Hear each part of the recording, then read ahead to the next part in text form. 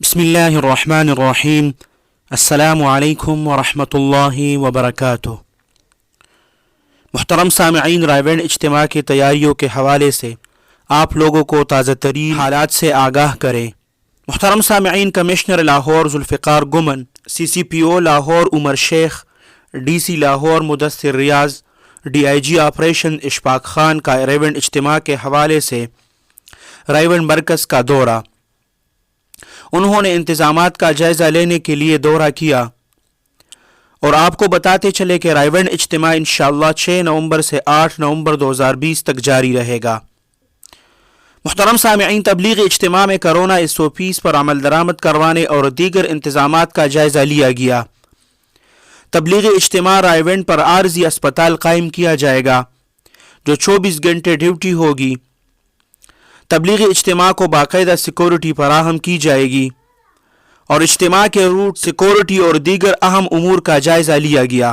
رائے band اجتماع کے ایام میں سول ڈیفنس کا عملہ عمومی سیکورٹی کے فرائض انجام دے گا۔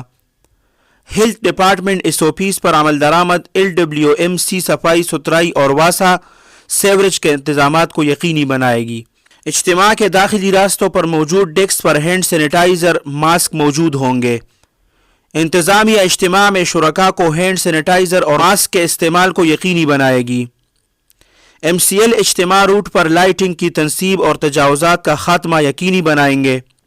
ریسکیو 1122 سمیت فائر بریگیڈ کا عملہ بھی الرٹ رہے گا اور اجتماع کے روٹ پر لیس کو بجلی کی بلا تعطل فراہمی کو یقینی بنایا جائے گا۔